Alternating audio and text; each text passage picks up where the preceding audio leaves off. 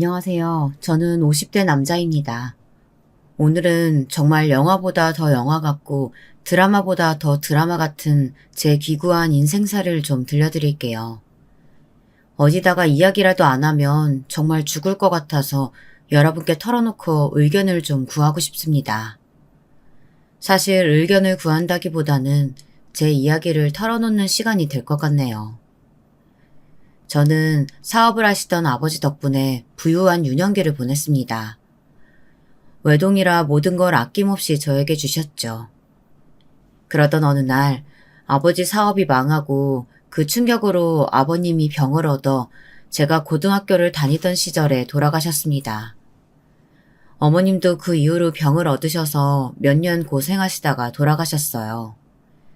한순간에 바뀐 환경에 적응할 시간도 없이 저는 사회로 내던져졌습니다.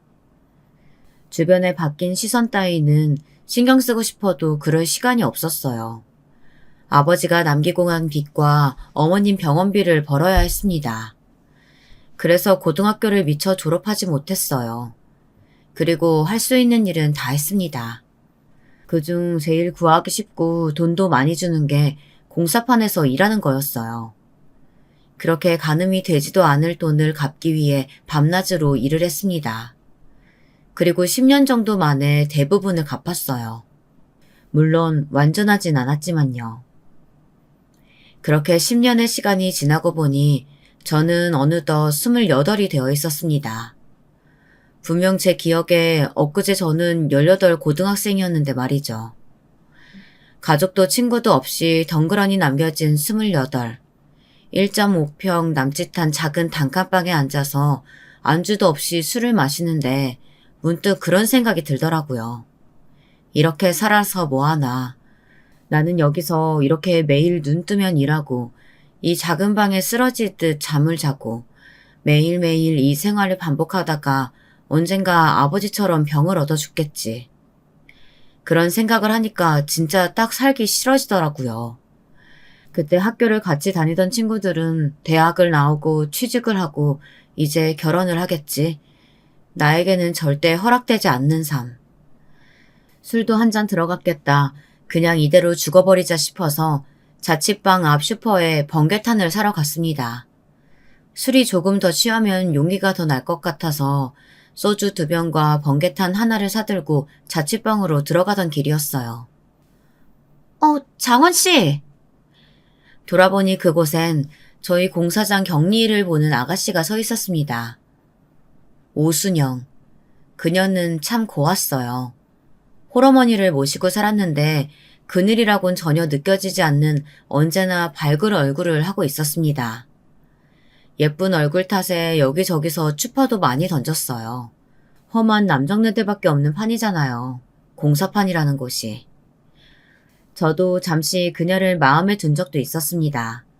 착한 성품, 예쁜 얼굴, 그 공사판에서 일하는 남자라면 그녀를 마음에 두지 않은 사람이 없었어요. 안녕하세요. 안주도 없이 술 마시게요? 그러면서 씩 웃더라고요. 그날 연탄구이 집에서 둘이서 술을 마셨습니다. 살아온 이야기, 앞으로의 이야기들을 하면서요. 나중에 듣고 보니 그날 번개탄 든 걸 보고 말을 걸었다고 하더라고요. 오늘 혼자 두면 안 될 것 같다고 생각했었대요.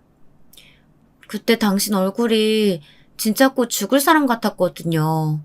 가만히 두면 내일 초상치르겠다 했어요. 나는 당신이 나 좋아해서 말곤 줄 알았는데. 그것도 맞아요. 그렇게 저희는 연애를 시작했습니다. 그녀는 생각했던 것보다 훨씬 예쁜 사람이었어요. 얼굴보다 마음이 더 그랬습니다.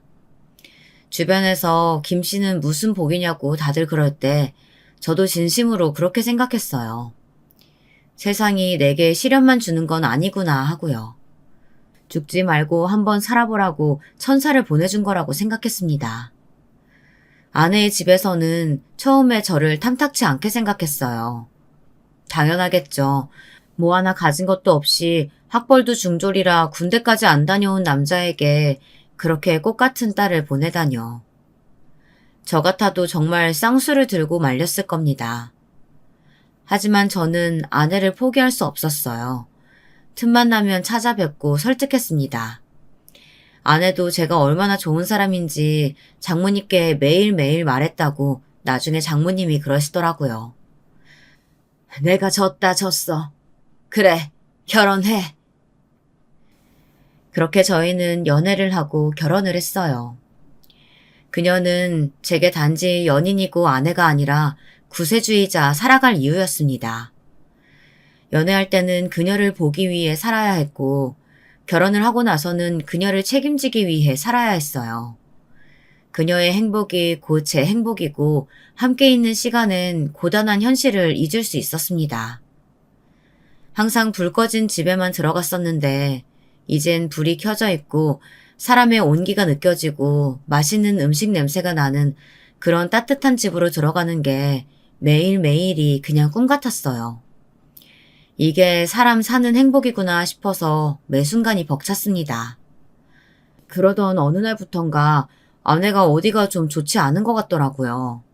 워낙 약한 사람이라 제가 걱정을 좀 많이 했습니다. 병원 한번 가봐. 진짜 괜찮아. 내가 더 잘 알지. 그렇게 별거 아니라고 하던 아내가 어느 날 수줍게 말하더라고요. 오빠, 나 임신이래. 3개월이래. 상상도 못했던 이야기였어요. 처음에는 뛸 듯이 기뻤지만 제가 한 아이의 아버지가 된다는 사실이 좀 무서웠습니다. 그 아이의 인생이 나처럼 힘들면 어쩌나 하는 생각에 잠을 제대로 이루지 못했어요. 막노당판에서 벽돌이나 짊어지는 아빠의 아들, 평탄할 리 없는 인생이잖아요. 아내는 제 이런 고민을 다 알기라도 한다는 양 말하더라고요. 내 아들인데 착하고 예쁠 거야. 그런 건 다 괜찮아. 좀 부족해도 우리가 사랑으로 잘 키우면 되지. 오빠는 나랑 오빠 사이에 아기가 생긴 게 싫어? 나는 너무 행복한데. 그날 이후 앞으로 아내와 뱃속의 아이를 위해 더 열심히 살아야겠다 결심했습니다. 일을 더 늘렸습니다. 사람들은 거기서 어떻게 더 늘리냐 독하다 했지만 정말 세상에 못할 게 없었어요. 없던 힘도 솟아나는 것 같았습니다. 그리고 불러가는 아내의 배를 보며 함께 행복해했어요. 아가야, 곧 엄마랑 아빠랑 만나자. 하지만 그런 행복도 잠시뿐이었습니다. 원래 몸이 약했던 아내는 임신 기간에도 내내 고생을 많이 했어요. 임신 중독증이랬나? 산모가 위험할 수도 있다는 이야기를 들었을 때 저는 정말 단 1초의 고민도 없이 무조건 아내를 살려달라고 했습니다. 그러나 하늘은 제게 정말 이 꿈 같은 찰나 같은 행복만 주고 다시 그 행복을 앗아가 버렸습니다. 난산이었습니다. 출혈이 멈추지 않았다고 했어요. 다행히 아이는 목숨에 지장이 없다고 그것만으로도 정말 천운이라고. 천운은 무슨 순영이가 없는데 천운이라니. 저는 그 길로 병원을 나왔어요. 아내의 목숨을 앗아간 아이를 보고 싶지 않았습니다. 장모님에게 아이를 부탁한다는 쪽지만 남기고 나와 다시 술로 전전하는 삶을 보냈습니다. 공사장도 나가지 않았어요. 정말 그대로 죽어버릴 생각이었습니다. 아내는 제 인생의 전부였어요. 더 이상 그녀가 없는 집에서 먹고 자고 할 용기도 의지도 생기지 않았습니다. 그날은 술의 힘을 빌리지도 않았어요. 멀쩡한 정신으로 집 앞 슈퍼에서 번개탄을 사들고 들어오던 길이었습니다. 김서방. 익숙한 목소리에 움찔하고는 돌아보니 장모님이 아기를 안고 서 있었습니다. 얼굴이 보이지도 않는 아이를 향해 인상을 찌푸렸어요. 보고 싶지 않았습니다. 데리고 가세요. 꼴도 보기 싫어요. 우리 순영이 죽인 그 애. 자네 아들이야. 장모님이 못 키우시겠다면 어디 고아원에라도 가져다 버리세요. 그냥. 그게 무슨 소린가. 순영이가 목숨 걸고 낳은 아이네. 하늘에서 얼마나 슬퍼하겠나. 아무래도 상관없어요. 순영이도 없는데. 그렇게 집으로 들어가던 저에게 장모님은 억지로 그 아이를 안겨주었습니다. 그때 처음으로 아이의 얼굴을 봤어요. 얼굴도 보지 않고 병원을 나왔었거든요. 순영이랑 똑같지? 그랬습니다. 아이의 얼굴은 정말 놀라울 정도로 지 엄마를 쏙 빼닮아 있었어요. 그 얼굴을 보고 그 자리에서 주저앉았습니다. 그리고 정말 펑펑 울었어요. 아내가 죽고 그렇게 운 건 그날이 처음이었습니다. 시간이 좀 지난 뒤 들어보니 장모님은 일부러 아이를 제게 주고 가신 거더라고요. 제가 죽을까봐 말이죠. 그렇게 제 두 번째 생명줄은 제 아들이 되었습니다. 지 엄마를 쏙 빼닮아 예쁜 아들. 그 아들을 두고 죽을 수는 없었어요. 저는 그렇게 다시 공사판으로 나갔습니다. 일하는 시간에는 장모님이 아이를 봐주셨어요. 다시 벽돌을 나르고 시멘트를 나르고 누가 보면 40대라고 오해할 정도로 외모도 몸도 지쳐갔지만 아이를 보고 살아냈습니다. 아이가 초등학생이 되던 그해 장모님은 오랜 지병으로 돌아가셨어요. 그 뒤로 세상에는 정말 아들과 저 둘뿐이었습니다. 혹시나 주위에서 놀림이라도 받을까 해달라는 건 무슨 수를 써서든 다 해줬어요. 어린 시절 갑자기 무너진 집안 때문에 손가락질 받던 게 생각이 났기 때문이었습니다.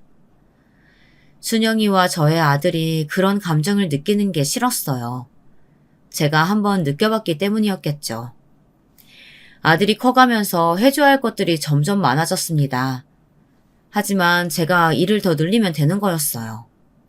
주변에서 다들 대단하다고들 했어요. 김 씨는 진짜 정말 대단해. 사람의 힘으로 어떻게 그 많은 일을 하나? 애 보면 해야겠더라고요. 하루에 2시간은 자?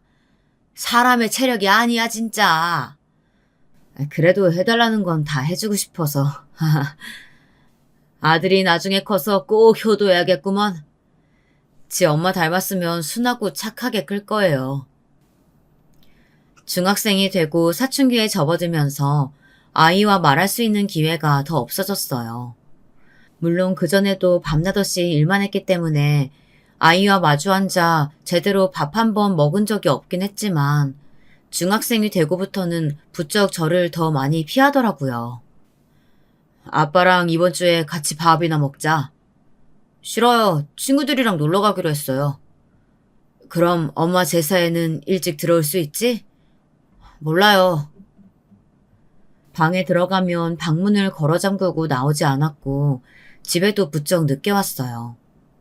그것 때문에 고민이라고 하면 주변에선 그 또래 남자아이들은 다 그렇다고 조금 크면 괜찮아진다고 했습니다. 저도 그렇게 생각했어요.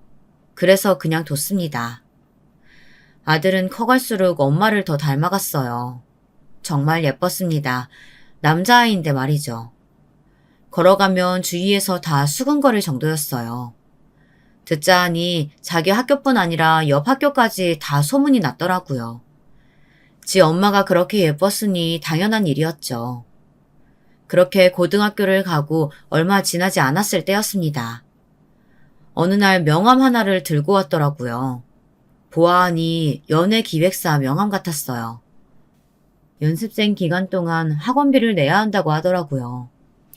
부담이 됐지만 지 스스로 뭔가를 하고 싶다고 처음 이야기한 거였기 때문에 들어줬습니다. 가서 동의서를 쓰고 한 달에 200씩이나 하는 학원비를 냈어요.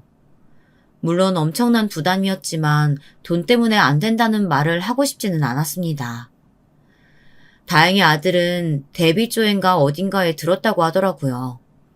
곧 데뷔를 하게 될 것 같다고 말이죠. 아이돌을 한다고 했어요. 그런데 회사에서 한 가지 조건을 걸었답니다. 사생활을 노출 안 하는 게 좋을 것 같다고. 아버지가 뭐 하시는 분인지 제 환경이 뭔지 이런 거 다 비밀로 해야 할 것 같아요. 굳이 그래야 하나 싶었지만 회사분들이 집으로 찾아와서 저를 설득하시더라고요. 힘든 집안 환경을 밝히는 게 아이에게 득이 되지 않는다고요.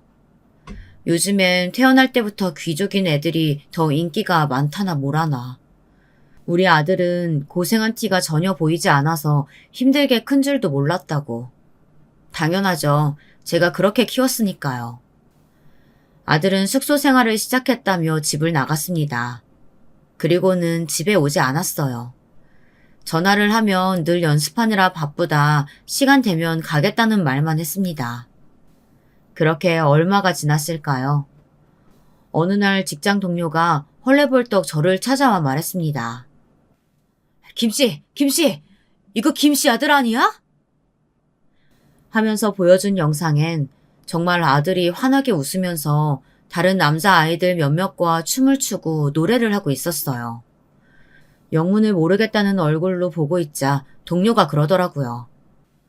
아들 데뷔한 것도 몰랐어? 한 2달은 된 것 같던데. 우리 딸이 그러던데 요즘 엄청 인기 많대. 그날 저녁 집으로 돌아가 아들에게 전화를 했어요. 받지 않아서 문자를 남겼습니다. 그랬더니 얼마 지나지 않아 전화가 왔더라고요. 아들, 안녕하세요, 아버님. 아이고, 안녕하세요. 민준이가 지금 전화 받을 정신이 없고 개인 휴대폰은 저희가 쓰지 못하게 하는 중이라서요. 문자 보고 제가 대신 연락드렸습니다. 괜찮으시죠? 아이고, 네, 괜찮죠. 근데 민준이가 데뷔한 것도 저는 이제 알아서 애 얼굴이라도 한번 보고 이야기하고 싶은데 조만간 같이 한번 찾아뵙겠습니다. 연락을 미리 드렸어야 했는데 저희가 죄송합니다. 바쁜 일만 마무리되면 애 데리고 집으로 갈게요. 아들 목소리도 한번 제대로 듣지 못하고 전화를 끊었어요. 멍하더라고요. 원래도 살가운 아들과 아버지 사이는 아니었지만 뭔가 느낌이 이상했습니다. 뭔가 남이 된 것 같았어요. 그 전화 이후로도 한참이나 연락이 없었습니다. 그러던 어느 날 연락도 없이 집 앞에 아들이 와 있더라고요. 회사 직원이라는 사람이랑 함께 말이죠. 바쁜 활동이 이제야 마무리돼서 늦게 찾아뵙게 됐네요. 너무 죄송합니다. 아이고, 아닙니다. 고생이 많으시네요. 그리고는 아들에게 인사를 하며 머리를 쓰다듬었지만 아이는 쓱 피하더라고요. 원래 그런 아이이긴 했지만 오랜만에 보는데 그러니까 좀 섭섭하긴 했습니다. 들어오세요. 집으로 들어오는 순간부터 기분이 좋지는 않았습니다. 회사 직원이 관찰하듯 저희 집을 살펴보는 것도 그랬어요. 한참을 집 안을 살펴보던 직원이 말하더군요. 단도직입적으로 말하겠습니다. 민준이의 집안 환경을 저희는 비밀로 하고 싶어요. 그게 무슨 말씀이신지. 민준이가 저희 그룹에서 제일 인기가 많습니다. 민준이 얼굴이 잘생겨서도 있지만 민준이가 풍기는 분위기가 왕자님 같다 뭐라나. 그래서 민준이 보고 팬들이 다들 왕자님이라고 불러요. 지 엄마 닮아서 얼굴이 잘나긴 하죠. 네. 근데 아무래도 팬들이 그런 이미지를 좋아하는데 이런 집안 환경이 알려지면 민준이에게 좋지 않을 것 같아서요. 이런 집안 환경. 슬픈 말이긴 하지만 사실이긴 했습니다. 공사판을 전전하는 홀아버지 밑에서 자란 게 자랑거리는 아닌 게 확실하니까요. 그래도 그 전에 민준이를 아는 친구들도 있고 제 지인들도 있고 완전히 숨길 수는 없을 텐데요. 다행히 민준이의 집안 환경 자세하게 아는 친구는 없다고 하더라고요. 아버님께서 아버님 지인들만 좀 단속해 주시면 너무 감사하겠습니다. 반가운 제안은 아니었지만 아들을 위한 거라면 그 정도쯤이야 할 수 있다고 생각해서 고개를 끄덕였습니다. 아들은 그동안도 한마디도 하지 않았어요. 이 자식, 아빠한테 데뷔한다 만다 말도 안 하고 오랜만에 와서는 인사 한마디가 없어. 바빴어요. 그 말을 끝으로 다시 입을 꾹 다무는 아들을 보고 서운했지만 환경이 너무 많이 바뀌고 정신도 없는 아들한테 잔소리도 할 수 없어 그냥 보냈습니다. 그날 이후 저는 아들의 얼굴을 아는 모든 사람들에게 입단속을 시켰어요. 다들 뭘 그런 걸 비밀로 하냐 했지만 워낙 좋은 사람들이라 다들 비밀로 해주겠다 하더라고요. 그리고 저도 어디 가서 민준이의 이야기를 하지 않았습니다. 그동안 아들은 더 인기가 많아진 것 같았어요. TV를 틀면 아들의 광고가 나오고 주변에서 요즘 민준이 인기가 엄청 많다라는 이야기를 계속 들었습니다. 그러는 동안 아들은 명절이나 생일에 안부 문자 한두 번 온 거 말고는 집에 오지 않았어요. 처음에는 바쁜가 보다, 정신이 없나 보다 하며 감내했지만 시간이 지날수록 섭섭한 마음은 커져만 갔습니다. 제가 가장 서운했던 건 지 엄마 제사에 연락 한 통 없던 거였어요. 아무리 바빠도 오라고 문자까지 넣었는데 오기는커녕 전화 한 통 없었습니다. 다음날 너무 화가 나서 전화를 걸었어요. 여보세요? 어제 엄마 제사라고 바빠도 오라고 아빠 문자 못 봤어? 일이 있는데 어떻게 가요? 제가 놀면서 안 갔어요? 그럼 그렇다고 문자 한 통도 못 넣어? 문자 하나 못할 만큼 바빴어? 네, 그만큼 바빴어요. 그리고 매년 있는 엄마 제사 한 해 못 챙기면 뭐 큰일 나요? 뭐 이 자식이? 엄마 얼굴도 모르고 엄마가 어땠는지 알지도 못하는데 내가 엄마랑 무슨 정이 있다고 나보고까지 엄마 제사를 챙기라고 그러는 거예요? 아버지만 챙기면 되는 거지. 네 엄마가 어떻게 그렇게 됐는데? 그놈의 너 나타가 그렇게 됐다. 골백 번은 더 들었어요. 그래서 내가 엄마 그렇게 만든 거냐고요. 아니잖아요. 앞으로 이런 일로 전화할 거면 전화하지 마세요. 바빠 죽겠는데. 그리고 뚝 끊어버리더라고요. 다시 전화하니 전화기가 꺼져 있었습니다. 그날 오랫동안 마시지 않았던 소주를 마셨습니다. 속상하다는 말로는 설명이 다 안 됐어요. 슬프고 서러웠습니다. 그리고 먼저 간 아내에게 너무 미안했어요. 내가 잘못 키웠나 봐, 여보. 그 이후로도 아들은 먼저 연락하는 법이 없었습니다. 문자의 답장도 단답형, 전화를 해도 네, 아니요. 얼굴을 안 본 지는 어느덧 2년 정도 지나고 있었어요. 그러는 동안 아들은 더더욱 유명해져서 대한민국에 아들을 모르는 사람이 없었습니다.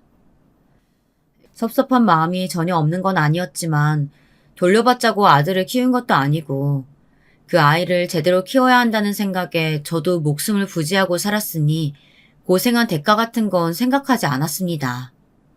단지 제대로 키우지 못한 건가 하는 생각에 가슴이 좀 아팠을 뿐이었어요. 그러던 어느 날 제 계좌로 거액의 돈이 입금되었다는 문자를 받았습니다. 보니까 아들의 이름으로 입금이 되었더라고요. 바로 전화를 걸었습니다. 이게 무슨 돈이야? 3억이라니? 이사부터 하세요. 이사? 어디서 소문났는지 모르겠는데 제 아버지가 판자촌 같은 집에 산다는 소문이 돈다고 회사분들이 그러시더라고요. 일단 이사부터 하세요. 나는 이 집이 편해. 아버지 때문에 제가 안 들어도 될 소리 듣잖아요. 이사하세요. 소문이 크게 도는 건 아니었지만 아는 사람들 사이에서 아름아름 도는 소문들을 들은 모양이었습니다. 김민준이 사실은 가난한 집 아들이고 아들이 선곡했는데 아버지는 아는 척도 안 한다고 말이죠. 이사를 하고 싶은 생각은 하나도 없었지만 그런 소문이 돈다고 하는 것을 또 모른 척할 수는 없었습니다. 아들이 준 돈으로 근처에 적당한 아파트로 이사를 했어요. 이삿날 지인들이 찾아와서 아들 잘 키웠다고 입이 마르도록 칭찬을 하더라고요. 그러고 또 연락 한 통 없는 아들을요. 서러웠습니다. 뭘 바라고 키운 건 아니었지만 그래도 키운다고 키웠는데 아니 사실 제 능력 이상의 것들을 해주면서 최선을 다해 키웠는데 아들이 저를 짐짝 취급한다는 생각이 드니까 말이에요. 고맙다는 소리 한 번 없이 말이죠. 그래도 아쉬운 소리 안 하려고 노력했습니다. 그래서 어느 날 말했어요. 더 이상 나를 챙기거나 신경 쓰지 않아도 된다고요. 대신 엄마 제사만은 챙기라고 말이죠. 저는 그거면 됐다고 생각했습니다. 뭘 바라고 아이를 키운 것도 아니고 아들 키우면서 저도 이 지옥 같은 삶을 살아낸 것도 맞으니까요. 그래서 아이에게 더한 걸 바라지 않기로 했습니다. 그냥 지 엄마가 자기 낳다가 그렇게 된 것, 그거에 대한 감사함만 느끼면 그걸로 됐다 생각하기로 했어요. 그렇게 또 아들의 얼굴을 못 보고 살았습니다. 지 엄마 제사 때도 문자나 전화 한 통 오는 게 다였고, 좀 지나서는 누가 봐도 회사에서 보낸 듯한 과일이나 고기 같은 것들만 왔어요. 키운다고 키웠는데 내가 잘못했나 봐. 어느 날은 다 차려진 아내의 제사상 앞에서 그렇게 중얼거렸습니다. 그냥 허망했어요. 아들을 낳다가 목숨을 잃은 아내도 그 아내가 남긴 아들을 키우자고 죽자 사자 일만 했던 지난 날들도 말이죠. 지인들은 그게 어디냐. 그래도 아버지라고 집도 사주고 용돈도 주고 그러지 않냐. 요즘 같은 세상에 말년에 고생 안 하게 해준 것만으로도 복이라고요. 그러던 어느 날이었습니다. 속만 상해서 TV도 잘 보지 않는 저에게 공사판에서부터 오랜 인연이었던 박 씨가 찾아왔어요. 술을 사들고 말이죠. 그는 오래된 인연이라 아들 얼굴도 제 사정도 모두 알고 있는 사람이었어요. 요즘도 TV 잘 안 봐? 그 자식 얼굴만 보면 괜히 마음이 심란해져. 근데 안 나오는 것이 없더만. 그래, 오만 곳에서 다 나오더라 그 자식. 왜 그 자식이래? 언제는 말년에 돈으로 부모 속 안 썩이는 것만 해도 효자라더니. 아니, 생각해보니까 그렇더라고. 지 아빠가 지를 어떻게 키웠는데 이렇게 모른 척을 해. 그것도 모자라서.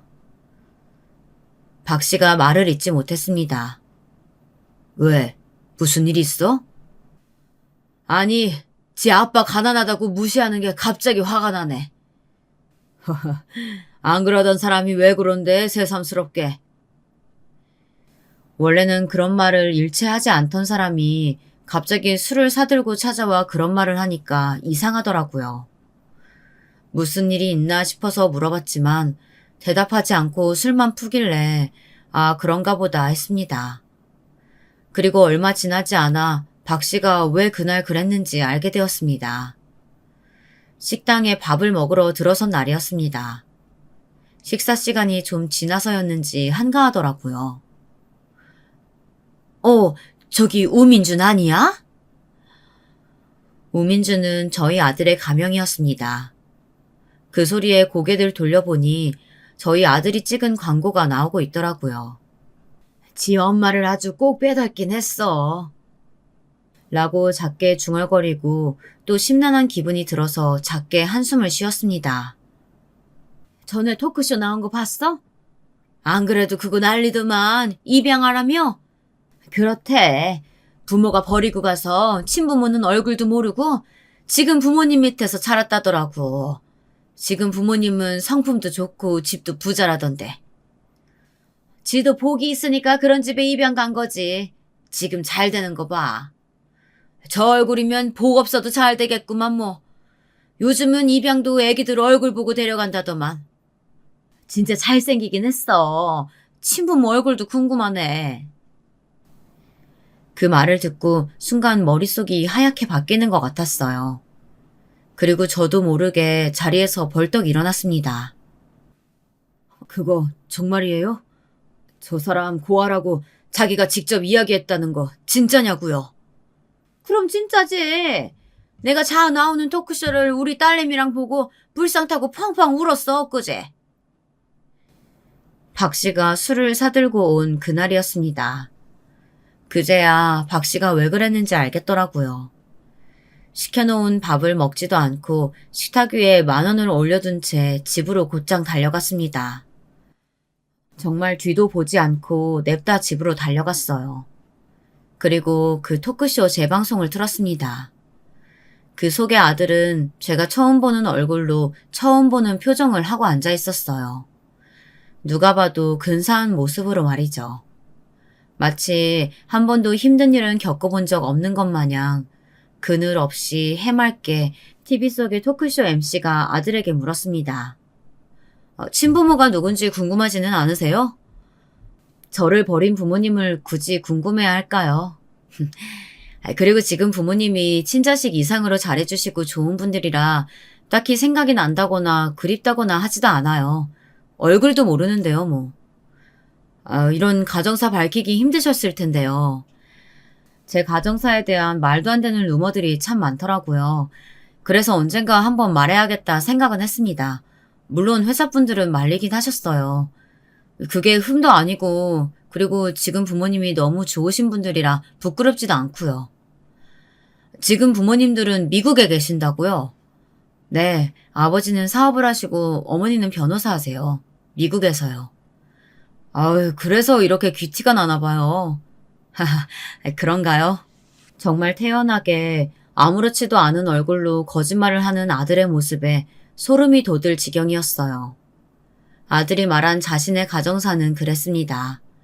기억도 나지 않는 어린 시절 부모님께 버림받아 고아로 살다가 자식이 없는 지금의 부자 부모님에게 입양되었다고. 그래서 자신의 출신에 대한 이상한 소문이 많은 거라면서요. 저놈의 나쁜 놈. 저게 지금 지 엄마를. 저는 화가 머리끝까지 난다는 말은 이런 때 쓰는 거구나라는 생각이 들었습니다. 평생 자신을 위해 막노동하며 고생한 저는 그렇다 치더라도 자신을 낳다가 죽은 엄마를 마지막까지 뱃속에 아이만을 지켜달라고 말했던 지 엄마를 자신을 버린 부모라고 말하다뇨. 정말 화가 나서 눈물이 나고 정신이 나갈 것 같았어요. 때마침 휴대폰이 울렸습니다. 박 씨였어요. 자네, 저 개자식이 그런 인터뷰인가 모식인가 한 거 알고 그날 찾아온 거지? 봤어? TV 안 본다더니. 온 동네가 그 이야기를 떠드는데 어떻게 안 봐? 그리고 왜 말 안 했어? 자네가 모르고 지나갔으면 했지. 그리고 그런 이야기 어떻게 꺼내야 할지 모르겠기도 했고. 내가 저 자식을 가만 두나 봐라. 감히 지 엄마를. 그리고 전화를 끊었습니다. 곧장 아들 휴대폰으로 전화를 걸었어요. 웬일로 처음부터 받더라고요. 마치 기다렸던 것 마냥. 아무렇지 않은 목소리로 덤덤하게 이야기하는 아들의 목소리에 더 화가 났습니다. 적어도 죄송하다는 말은 할 줄 알았어요. 그리고 회사에서 시켰다고, 자기도 어쩔 수 없었다고 말이라도 그렇게 해줄 줄 알았습니다. 그거마저 저의 욕심이었던 겁니다.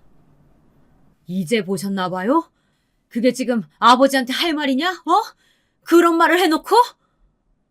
반쯤은 맞는 말이잖아요. 뭐라고? 집에 엄마도 아빠도 없이 아무도 없이 혼자 컸잖아요. 고아나 마찬가지죠 뭐. 다를 게 뭔가요?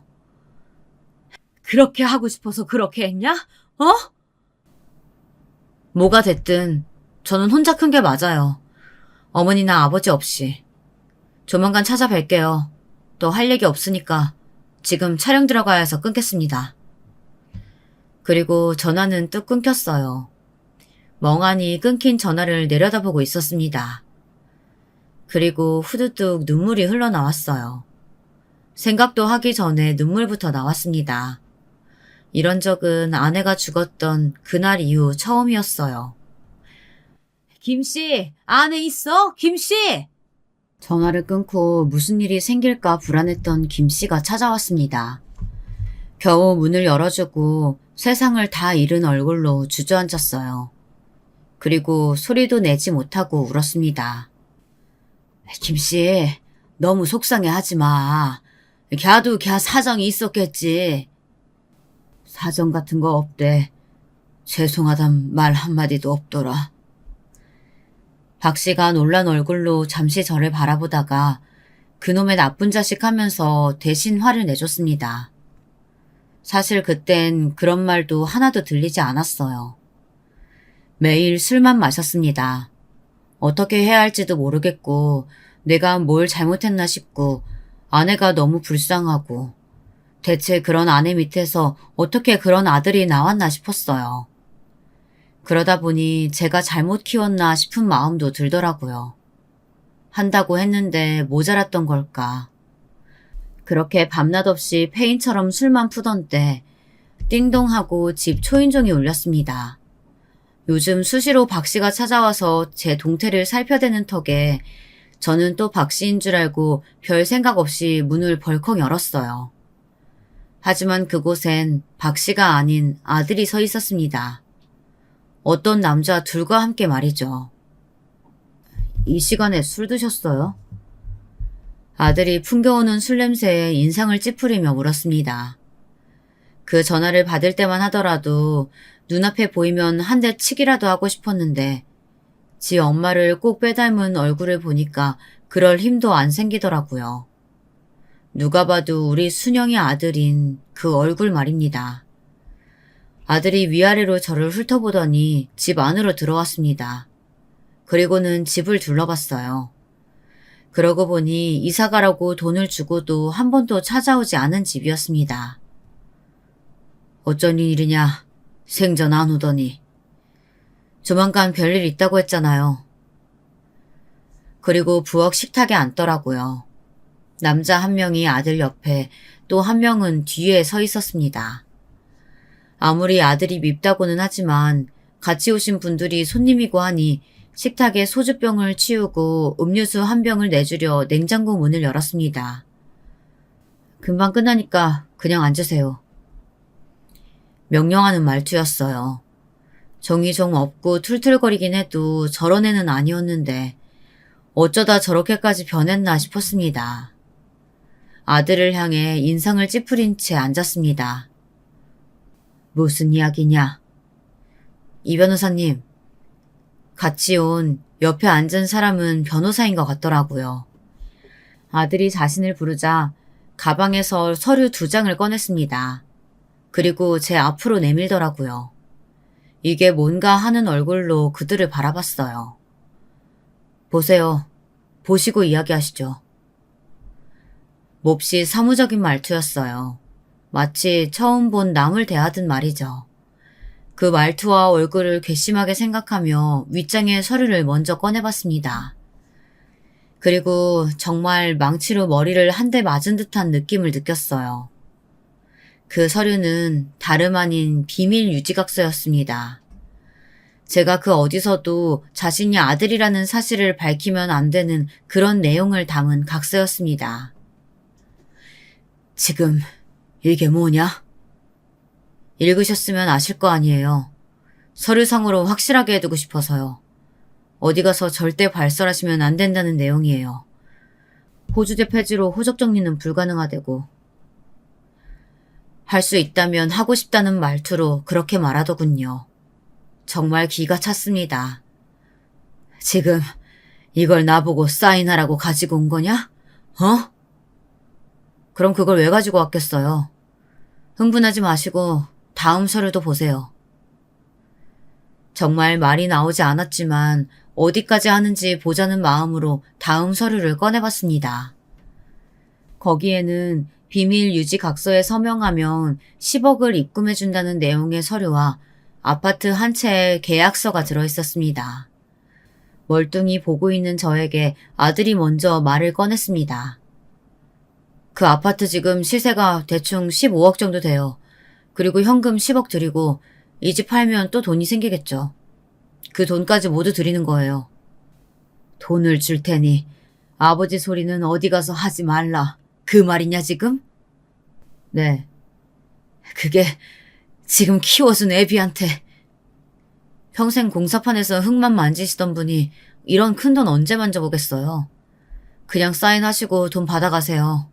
그 편이 아버지한테도 좋으니까. 네가 나한테 어떻게... 대체 저한테 뭘 해주셨길래 매번 그렇게 억울해 죽겠다는 반응이신 거예요?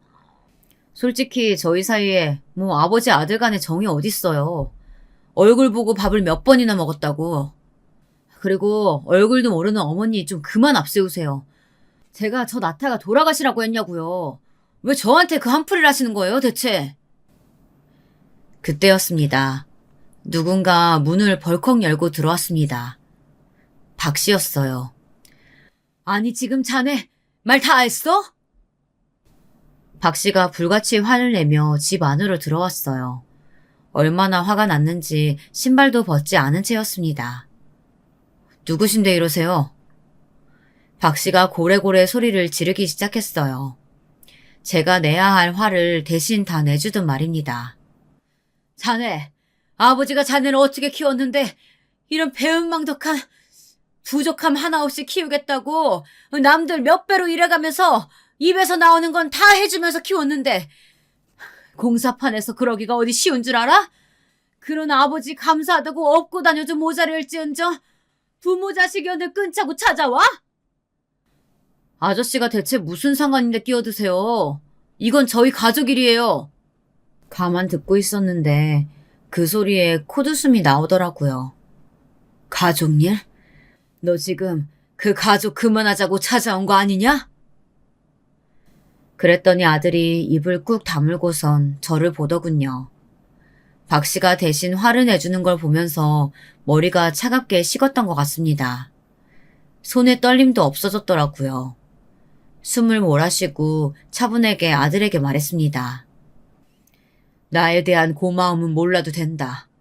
나도 네 엄마 죽고 따라 죽으려던 거 그래도 순영이가 낳은 아들은 키워야지 싶어서 산 것도 맞으니까. 그래도 너 낳다가 죽은 니네 엄마한테 네가 이러면 안 되지. 그건 사람된 도리가 아니지. 몇 번을 말해요. 얼굴도 모르고 기억에도 없는 어머니한테 제가 무슨 정이 있다고 계속 그걸 강요하시는 건지 모르겠다니까요. 제가 낳아달라고 사정한 것도 아니고 그것 또한 어머니의 선택이셨던 거죠. 그리고 이미 죽고 안 계신 분 때문에 제가 왜 힘들어야 돼요? 왜? 그렇게 애틋하고 소중하면 아버지나 어머니 챙기고 기억하고 품고 사세요. 저한테까지 이러시지 말고. 이 자식이? 저는 제 할 말 다 했으니까 가볼게요. 거기 사인하시고 연락 주세요. 화난다고 막 지르지 마시고 생각 잘 하셔야 합니다. 아버지가 평생 꿈도 못 꿀 돈이에요. 그리고는 변호사와 매니저를 대동하고 돌아가더군요. 문이 닫히고 의자에 털썩 주저앉았습니다. 대단한 분 나셨구만. 나셨어. 박 씨가 그렇게 말하고는 제 안색을 살폈어요. 이게 꿈인가 생시인가 하는 마음이 들었습니다. 멍하게 앉아있는 저에게 박 씨가 다가와서 말했습니다. 자식 키워봐야 아무 소용없다더니. 한참을 그렇게 저를 다독이던 박 씨가 돌아가고 아들이 남기고 간 서류를 보며 찬찬히 생각에 잠겼습니다. 저를 무시하고 아버지 삼지 않겠다는 건 괜찮다 여겼어요. 아니 괜찮지 않았지만 참을 수 있었습니다. 하지만 지 엄마를 그렇게 이야기한 건 도저히 참을 수도 참아지지가 않았습니다. 그래서 생각했습니다. 이대로 순순히 아들이 원하는 대로 해줄 수는 없다고 말이죠. 집에 있는 가장 멀끔한 옷을 차려입고 아내의 납골당에 먼저 들렀어요. 그리고는 아내에게 인사를 하고 아들의 회사로 갔습니다. 민준이 애비 되는 사람이라고 하니 바로 사정이 나와서 만나주더라고요. 서류 가지고 오신 거죠? 잘 생각하신 거예요. 아니요. 당연히 동의 서류를 주러 온 줄 알았던 사장이 눈을 동그랗게 뜨더군요. 그리고 이해할 수 없다는 듯이 되물어 왔습니다. 평소에도 잘 안 보던 아들이셨잖아요. 이제 와서 달라질 것도 없고 그냥 서류에 사인만 하면 되는데 그걸 왜 안 하시겠다는 거예요. 사장이 답답하다는 듯 가슴을 치더라고요. 이미 돌아가신 분 때문에 산 사람까지 이렇게까지 할 필요는 없지 않겠습니까? 그 말에 화를 참으며 말했어요. 그럴 수 있는 사람이 아닙니다.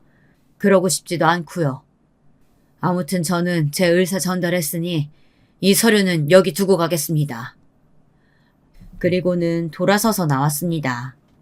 그냥 없는 셈 치자고 정말 가슴이 미어졌지만 그러자고 그렇게 생각하면서 아들 회사를 나왔어요. 그리고 속상한 마음에 박 씨와 술을 마시고 집에 늦게 들어왔습니다. 그런데 아들이 집 앞에 서 있더라고요. 손에는 제가 사장에게 주고 간 서류가 들려 있었습니다. 저를 보자마자 화가 난 듯 인상을 팍 쓴 아들이 다가왔습니다. 멍청하게까지 하신 분이셨어요? 사인하시라고요. 내가 어디 가서 소문내겠다 한 것도 아니고 네 말처럼 살던 대로 살면 되는데 왜 이렇게 서류에 사인을 받아야 하는 건데? 제가 그렇게 이야기하자 아들 표정이 바뀌었습니다. 그러니까 결국 나중에 본인 발목이라도 제가 잡을까봐 확실히 해두고 싶었던 겁니다. 예상은 했지만 아들 입으로 그렇게 직접 들으니 정말 하늘이 무너지는 것 같더라고요. 매일 그렇게 술 퍼마시죠?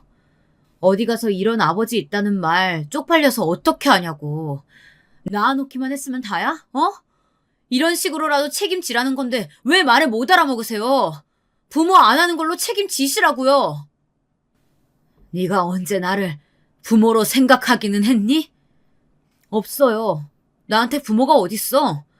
한 명은 태어나 보니 죽고 없고 한 명은 맨날 집에 없어서 오로지 나 혼자 컸는데 그러니까 고아라는 것도 거짓말 아니라고요. 아들은 그렇게 저에게 서류를 던지더군요. 사인해서 보내세요. 아시겠어요? 꼴의 자존심 지킨다고 이러시는 거면 나중에 후회하니까. 그러고 뒤도 돌아보지 않고 돌아갔습니다. 화도 하지만 인간이 덜 됐더군요. 어떻게 우리 밑에서 저런 아이가 태어났을까 이런 생각을 밤새 하면서 고민했습니다. 이 일을 세상에 밝힐지 말지를요. 저렇게 아나무인으로 자기밖에 모르는 인간 말종으로 살아가게 둘 수는 없었어요. 물론 제가 밝힌다고 정신을 차릴지 아닐지는 모르는 일이긴 합니다. 하지만 가만히 저대로 둘 수는 없었어요. 사람들에게 손가락질 받으며 자신이 뭘 잘못했는지 되돌아볼 시간은 가져야 한다는 생각이 들었습니다. 박 씨에게 이 말을 했어요. 박 씨는 그러더군요. 김 씨 마음이 이해가 안 가는 건 아니여. 하지만 그 자식은 김 씨가 그런다고 정신 차릴 것 같지가 않어. 오히려 자기 망하겠다고 자네를 더 원망하겠지. 그리고 그 전에 그 사람들이 자네한테 어떤 소리 할지 어떻게 알아? 보아하니 거긴 큰 회사 같던데 그날 같이 변호사도 막 데려오고. 박 씨 말도 일리가 있었어요. 무턱대고 내가 자기 아버지다 그럴 수는 없었습니다. 이미 친아버지가 저를 버렸다고 대한민국 사람들이 다 알게 떠들어 놓은 상태였어요. 거기서 친아버지라는 사람이 나타나 아들이 한 말이 다 거짓말이라고 하면 사람들은 제가 아들을 버려놓고 이제 와서 뭔가를 바라고 나타났다 생각하겠죠. 아들을 상대로 복수 아닌 복수를 생각하고 있는 이 상황이 너무 기가 막혔지만 일단은 박 씨 말대로 할지 말지는 나중에 결정하고 증거를 모으기로 했어요. 말만 내 아들임네 하고 세상에 밝힐 수는 없으니까요. 서류를 주겠다고 마지막으로 만나자고 했더니 아들이 냉큼 집으로 왔습니다. 그 자리에 녹음기를 사서 켜두었어요. 그리고 대화를 녹음했습니다. 아들과 회사 측은 제가 그렇게까지 할 거라고 상상하지도 못했는지 아무 의심 없이 이야기를 하더군요. 잘 생각하셨어요. 여기 사인하시면 통장으로 10억이랑 이 집 계약서 명의 이전 될 겁니다. 명의 이전은 일주일 내로 처리될 거고요. 그 뒤에 이사를 하시든 뭐 집을 파시든 그건 알아서 하시면 돼요. 이사 가세요. 난 여기가 편해. 오민준 아버지가 이런 좁은 집에 산다고 하면 사람들이 뭐라고 하겠어요. 지금 그 아버지 아들 연 끊는 사인하자고 만나자고 한 거 아니냐? 이제 와서 무슨 아버지야. 그래도 주변에 아는 사람이 한둘은 있잖아요. 그 전에 이상한 아저씨도 그렇고. 박 씨를 말하는 거였습니다. 그렇게 말하다가 문득 깨달은 듯 말하더군요. 변호사님, 저희 그분께도 비밀 유지각서 받아야 하지 않아요? 그분은 어차피 신뢰성도 없고 여기 아버님만 아무 말 안 하시면 세상 사람들이 믿을 일도 없고요. 그렇게 하실 필요는 없을 것 같습니다. 변호사가 그렇게 말하니 아들이 안심하더라고요. 너무 서운해하지 마세요. 어차피 얼굴 한번 제대로 안 보고 키운 아들인데 공사장에서 일하시면서 저 키운 건 이미 차고 넘치게 돈으로 보상 받으셨고요. 부잣집 아들로 이미지 메이킹 다 해뒀는데 아버지 같은 사람이 내 아버지다 하면 그 이미지가 뭐가 되겠어요. 아버지가 그렇게 죽고 못 사는 어머니 그 아들 소원 들어줬다 생각하고 잊으세요. 오늘부터 평생 볼 일도 없을 텐데. 그래, 알겠다. 혹시나 음주나 도박, 사기 이런 거 당하고 돈 다 날리고 와서 저한테 또 달라고 하지 마시고요. 그럴 일 없어. 제 말에 아들이 고개를 끄덕이고는 제가 사인한 서류들을 들고 일어섰습니다. 잘 사세요. 그러고 뒤도 돌아보지 않고 가는 아들을 봤어요.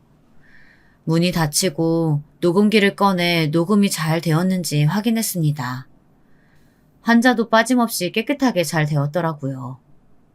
그 녹음본을 듣고 있는데 정말 드라마 같았어요. 제게 일어난 일 같지가 않고 마치 딴 사람들의 이야기인 것처럼 현실감이 정말 하나도 들지 않았어요. 그날 저녁 잠을 이루지 못했습니다. 그리고 그 녹음본을 박 씨에게 들려주고 또다시 괘씸마다 난리치는 박 씨를 뜯어 말리고 저는 집으로 들어와서 이 긴 글을 쓰고 있습니다. 지금도 TV에는 아들의 광고가 나오고 있네요. 아직 이 글을 등록할지 하지 않을지는 결정하지 않았어요. 만약 이 글이 올라간다면 이 모든 내용을 보시는 거겠고 여기서 제가 뒤로 가기 버튼을 누른다면 이 글은 세상에서 없는 글이 되겠죠. 아들은 숨기고 싶은 그 비밀을 영원히 숨긴 채 본인이 원하는 삶을 살게 될 거고요. 아직도 모르겠습니다. 이게 잘하는 짓인지 아닌지요. 그리고 아내가 있다면 제게 뭐라고 했을지도 말이죠. 그 착한 사람은 분명히 그냥 용서해주라고 했겠죠. 이 글을 쓰면서 돌아보니 아예 지옥과 같은 삶을 산 것은 아니었구나 하고 제 삶도 돌아보게 되네요. 잠깐이지만 부유했던 어린 시절도 있었고 물론 빚 갚느라 고생했지만 사랑하는 아내도 만나서 세상에서 가장 행복한 남자였던 시절도 있었습니다. 그리고 지금의 그 아들을 얻고 세상을 다 가진 것 같은 기분을 느꼈던 적도 있었죠. 아내가 죽고 아이를 키우면서도 마냥 힘들기만 했던 건 아니었습니다. 아들이 자라는 걸 보면서 뿌듯했던 적도 많았어요. 결국 내가 키워냈구나 하면서 말입니다. 물론 지금 이렇게 되어버렸지만요. 17부터 죽고 싶다는 말을 입에 달고 살아온 제가 빚을 갚느라 또 아내를 만나서 또 아들을 키운다고 60이 다 되어가는 나이까지 이렇게 살아있네요. 이 글이 만약 올라간다면, 그래서 제 아들이 이 글을 보게 된다면 마지막으로 하고 싶은 말이 있습니다. 아들아, 나는 이렇게 살았고 너와 네 엄마는 너를 이렇게 반가워했고 그리고 나는 너를 이렇게 키웠다. 물론 생색내려는 건 아닙니다. 이 이야기는 여기서 마쳐야 할 것 같아요. 만약 여러분이시라면 어떤 선택을 하셨을지 궁금하네요. 결국 제가 이 글을 올리게 될지 말지도 말입니다. 긴 이야기 들어주셔서 감사합니다. 안녕하세요. 저는 40대 남성입니다. 최근에 제 인생을 놓고 봤을 때 정말 엄청난 일이 있었거든요. 그걸 말씀드리려고요. 저는 어릴 때 흔히 말하는 학교 폭력의 피해자였습니다. 키도 작고 체구도 작았거든요. 게다가 성격도 소심했고요. 딱 좋은 먹잇감이긴 했죠. 그 때문에 정말 지옥 같은 학창 시절을 보냈습니다. 그 중에서도 저를 제일 심하게 괴롭힌 친구 이야기를 좀 해볼게요. 그 친구는 키도 크고 덩치도 좋았어요. 집이 부자거나 그랬던 건 아닌데 워낙 큰 키와 덩치 때문에 친구들이 모두 그 친구의 말이라면 죽는 신용이라도 할 정도로 학교의 지배자라고 해야 할까요? 그랬습니다. 모두들 그 친구의 눈치를 보고 말을 들었으니까요. 말 그대로 피라미드의 맨 꼭대기에 있었어요. 그 친구에게 처음 찍혔던 날은 중학교 입학식 날이었습니다. 그때부터 저의 악몽이 시작됐어요. 실수로 그 친구와 부딪혔는데 그 친구가 들고 있던 물이 쏟아졌어요. 그 친구의 셔츠로 말이죠.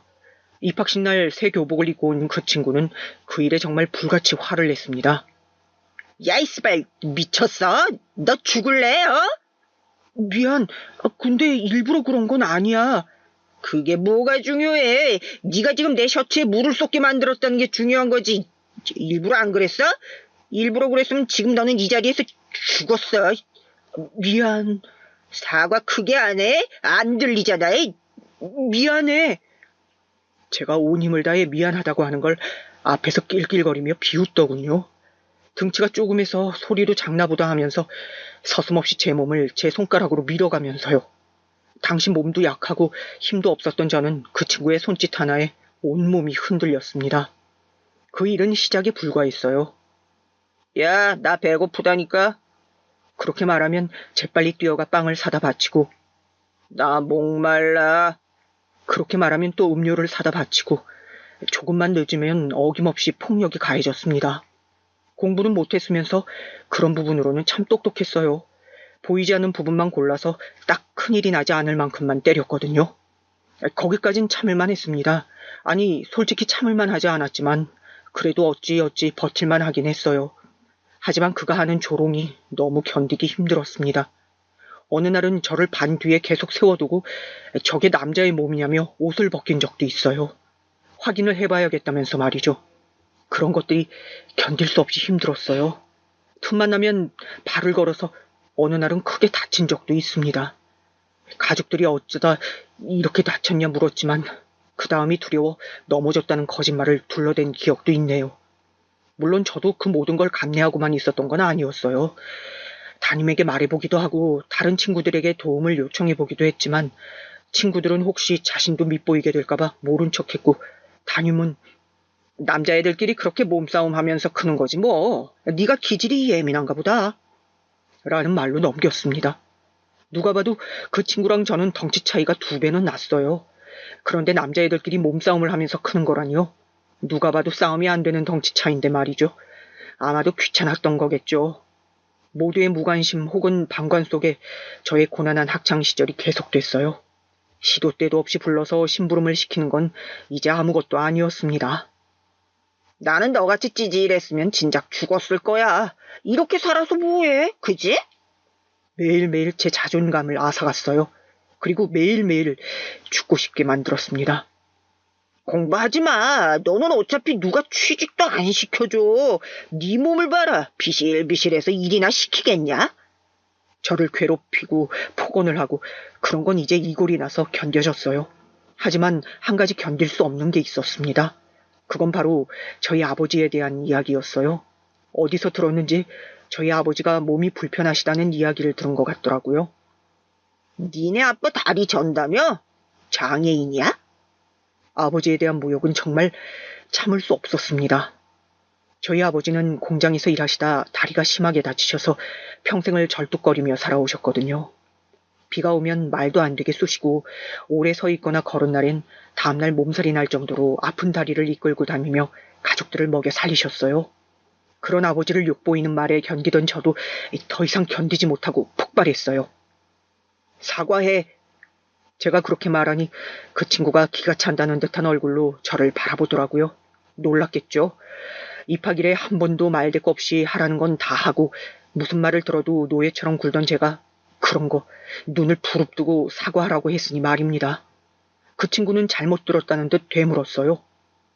뭐? 다시 말해봐봐. 우리 아버지 그렇게 말한 거 사과하라고. 제가 냅다 그 친구의 얼굴에 주먹을 날렸어요. 하지만 근처에서 휙 휘두르는 수준이 되고 말았습니다. 제 키가 너무 작고 그 친구는 키가 컸으니까요. 이 새끼가 지금 대가리가 쳐 돌았나? 안 그래도 본인의 더러운 성격을 잘 조절하지 못하던 친구가 그야말로 빵 터졌어요. 눈이 돌아서 저를 때리기 시작했습니다. 정말 온몸을 다 맞았어요. 얼굴이 퉁퉁 붓고 피가 나고 보다 못한 다른 친구들이 말릴 때까지 그의 무차별적인 폭력은 계속됐습니다. 결국 저는 쓰러졌고 병원에 입원하게 됐어요. 아무리 다들 입을 다문다고 해도 그 장면을 목격한 모든 이들의 입을 다물게 할 수는 없었을 겁니다. 그리고 병원에 입원까지 한 제가 혹여나 여기저기에 말하고 다니면서 시끄럽게 만들까 염려됐던 담임이 먼저 찾아와 저를 달래더군요. 나는 걔가 너를 이렇게까지 심하게 괴롭히고 있을 줄은 정말 몰랐다. 거짓말이라고 속으로만 생각했어요. 어머니 아버지에게 연신 고개를 숙여 죄송하다 하는 담임에게 마음이 쓰여서가 아니었습니다. 다만 제가 긴 시간 그렇게 고통받고 있었다는 사실을 부모님이 알게 될까봐 그로 인해 속상해하실 게 더 걱정됐어요. 그래서 그냥 별다른 말을 덧붙이지 않았습니다. 별다른 말을 덧붙이지 않았음에도 이 사건은 지역 신문지에도 실릴 만큼 큰 사건이었던지라 그 친구는 징계를 피해갈 수 없었어요. 그 덕에 부모님들도 다 알게 되셔서 학교를 찾아오셨습니다. 아버지는 생각이 많은 얼굴로 앉아 계시기만 했고 어머니는 분노하셨어요. 우리 애 저런 애랑 같은 학교에 못 둡니다. 나름 우리 지역에서는 이슈가 많이 됐던 사건인지라 학교 측에서도 부모님의 말을 들어줄 수밖에 없었던 것 같습니다. 씨발, 내가 왜 강제 전학이야? 왜 이런 새끼 때문에 내가 전학을 가야 돼? 강제 전학이라고 하더라고요. 이제 그 친구와 같은 학교에 다니지 않아도 된다는 안도감보다 언제 어떻게 보복당할지 모른다는 불안함이 먼저였습니다. 그냥 그랬구나 하고 넘어가기에는 맞았던 당시의 트라우마가 생각보다 셌어요. 눈을 감아도 눈을 떠도 그날 그 장소에서 제가 맞았던 그 순간이 떠올랐습니다. 누군가 제 어깨를 잡기만 해도 놀라서 움찔했고 거리에서 비슷한 사람의 실루엣만 봐도 심장이 두근거렸어요. 한동안은 잠도 제대로 자지 못하고 악몽에 시달려야만 했습니다. 가만히 있어도 숨이 가빠오는 날도 있었어요. 생각보다 그 친구가 저에게 준 트라우마가 컸습니다. 사실 저도 그 학교를 벗어나고 싶었어요. 사람들은 잘못한 거 없는 사람이 왜 도망가냐 했지만 제 입장에서 그건 그 친구로부터 도망보다는 그 장소에 대한 도망이었거든요. 그 친구가 저를 괴롭히던 장소에 매일 다시 등교해 지낸다는 것이 너무 고통스러웠습니다. 전학 가고 싶어요. 그렇게 말했더니 어머니는 왜 네가 잘못한 것도 없는데 도망을 가냐 하셨고 아버지는 말없이 고개를 끄덕이셨어요. 학교에서는 제가 전학 가면 학교에 화살이 돌아올 수 있다는 점을 염려해 제가 전학을 가지 않았으면 하고 저를 엄청나게 설득했어요. 하지만 방관만 하던 선생님과 친구들을 더 마주하기 힘들었습니다. 다시 한번 생각해보면 안 되겠니? 선생님이 저한테 하신 것도 폭력이에요. 무관심 방관이란 이름의 폭력이요. 저는 이 학교를 나오는 것도 이제 힘이 들고 그냥 지켜만 보던 선생님과 친구들을 보면 숨이 가빠와요. 그랬더니 아무 말 하지 않으시더라고요. 부디 느끼시는 게 많았길 바라며 한 말이지만 사람 쉽게 변하지 않는다는 것도 너무 잘 알고 있었습니다.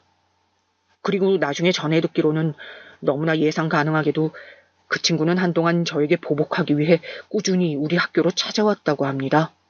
그 모습을 목격한 누군가가 인터넷에 글을 써주지 않았다면 또 제가 다른 학교로 전학 갔다는 사실을 아무도 알려주지 않았다면 그 친구는 아마 계속 거기서 저에게 보복하기 위해 기다렸을 거예요. 그런 아이였으니까요. 그 친구는 그 학교에 제가 없다는 사실을 알고 더 이상 학교를 찾아오지 않는 모양이었어요. 아니 다른 이유가 있었는지도 모르죠. 왜냐면 전학 간 학교에서도 똑같은 짓을 하고 다닌다는 이야기를 언뜻 들은 것 같거든요. 그 친구와 그 학교에서 벗어난 뒤로 저도 새롭게 살아야겠다는 생각을 했어요. 그래서 고등학교에 입학하고부터는 운동을 하기 시작했습니다. 더 이상 약하다는 이유로 괴롭힘을 받고 싶지는 않았거든요. 그리고 꿈도 생겼습니다. 경찰이라는. 그 친구 같은 친구들을 제대로 벌주고 싶다. 막연히 그렇게 생각했던 것 같아요. 운동을 열심히 하면서 키도 15cm 정도 더 컸습니다. 뼈대도 굵어져 몸도 그 전보다 커졌어요. 생김새가 달라진 건 아니었지만 보는 사람마다 너무 자라서 놀랐다 할 만큼 컸어요. 그리고 공부도 정말 열심히 했습니다. 목표가 있으니까 열심히 하게 되더라고요. 공부를 잘하고 덩치까지 큰 학생. 정신을 차려보니 고등학교에서는 제가 권력의 제일 꼭대기였더라고요. 제가 별다르게 노력하지 않아도 주위에 친구들이 몰렸고 제 한마디에 눈치를 보는 아이들이 생겼습니다. 그러고 보면 학교나 사회나 별 다를 게 없는 것 같아요. 힘과 권력이 이 모든 것이라는 점에서 말입니다. 저는 딱히 그런 것에 관심이 없었기 때문에, 아니, 없다기보다 경멸했기 때문에 조용히 공부만 했던 것 같아요. 그리고 경찰대를 장학금을 받고 들어갔습니다. 온 가족의 경사였습니다. 저희 집안에서 학교를 제일 잘 갔거든요. 어떻게 보면 그 친구의 괴롭힘이 제 인생에 동기를 준 거나 다름없긴 하네요. 그럼에도 감사할 마음은 정말 추호도 없지만 말입니다. 몸도 마음도 그때와 완전 다른 어른이 되었지만 아직도 가끔 그때의 악몽을 꾸거든요. 꿈에서 저는 여전히 자꾸 초라합니다. 그리고 그 친구에게 괴롭힘을 당하고 맞죠. 그런 꿈을 꾼 다음 날이면 정말 내가 이 과거에서 벗어날 수 없는 건가 많이 괴롭기도 했어요.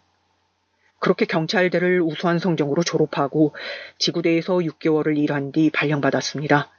성적도 좋고 체력 시험도 늘 만점에 가까웠던 덕에 엘리트들만 간다는 서로 발령이 났어요. 그리고 비교적 이른 나이에 경감으로 진급했습니다. 아들이 경찰 간부 소리를 듣는 직급으로 진급을 해도 아버지는 계속 아파트 경비 일을 하셨어요. 제가 몇 번이나 그만두시라 했지만 그때마다 거절하셨습니다. 그만두시라니까 참. 사람이 집에 가만두어서 먹고 자고 하면 더 빨리 늙어. 그리고 나는 어딘가에 내가 쓰임이 된다는 게 좋다. 집에서 가만히 있는 게 오히려 스트레스야. 그렇게까지 말씀하시는데 더는 권할 수 없어 그냥 다니시게 뒀습니다. 요즘 뉴스에서도 아파트 입주민들의 갑질이나 또 지구대에 접수되는 사건들 중에 경비원 폭행과 같은 사건들도 종종 봐왔었기 때문에 정말 걱정됐지만 아버지는 늘 여기 입주민들은 성품들이 다들 좋으시다며 괜찮다 하셨어요. 크고 작은 일들이 있긴 했지만 아버지는 그 일에 정말로 만족하시는 것 같았어요. 아들로서는 이제 편하게 사셨으면 하는 마음이 컸지만 그게 좋다 하시니 어쩔 수 없다 생각했습니다.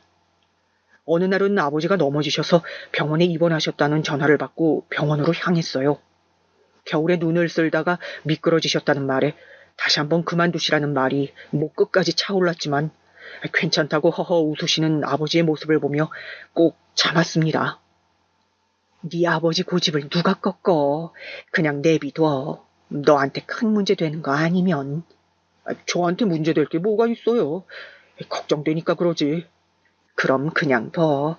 지 고집대로 해야 하는 양반이잖아. 순해 보여도. 더 이상 아버지 일에 대해 이야기하지 않기로 했습니다. 그리고는 그 부분에 대해서는 말을 더 하지 않았어요. 무슨 일 있으세요? 바쁘다는 이유로 오랜만에 아버지 댁에 간 날이었습니다. 어딘가 고민이 많아 보이는 얼굴을 하고 앉아 계셨어요. 그래서 물었더니 이렇게 말씀하시더라고요. 이야기를 듣자 하니 1인 1가구인 주차 공간을 새로 들어온 입주민이 2자리를 쓰고 있다는 겁니다. 그래서 다른 주민분이 민원을 넣으셨고 그걸 아버지가 가서 이야기해야 하는데 도통 만날 수가 없다고요.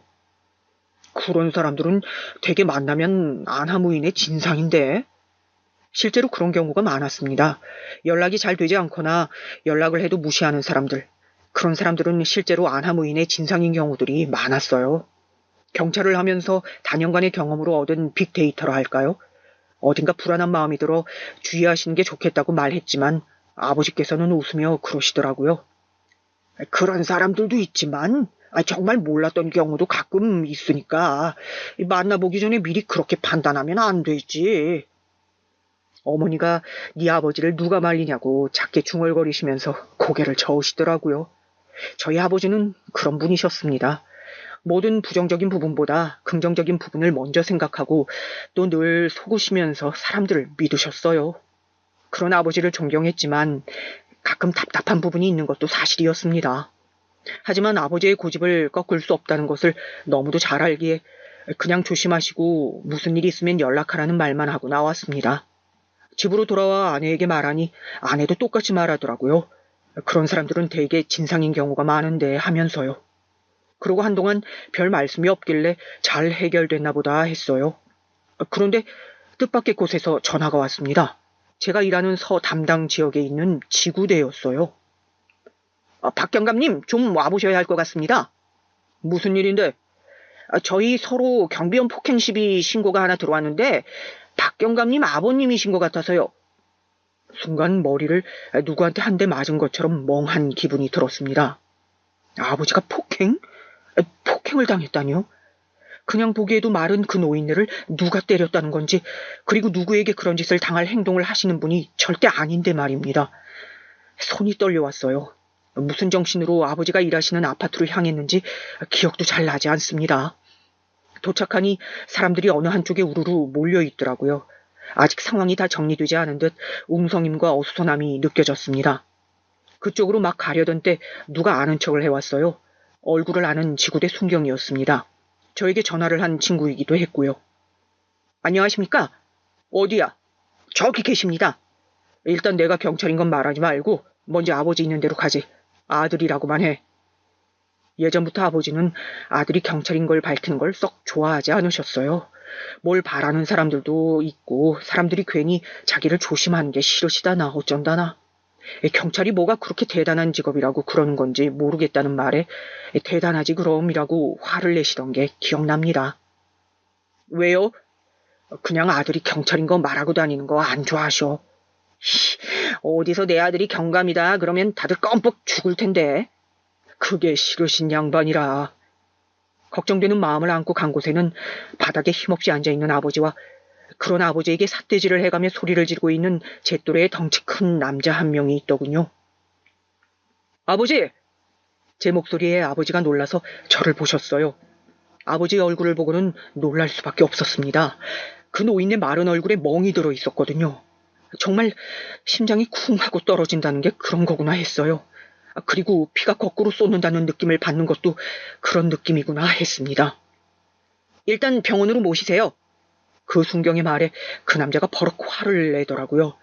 저는 다친 아버지를 살피느라 정신이 없었습니다. 병원은 무슨 여기서 해결해야지. 일단 치료부터 받으셔야죠. 그 전에 나한테 제대로 사과부터 해야 한다고.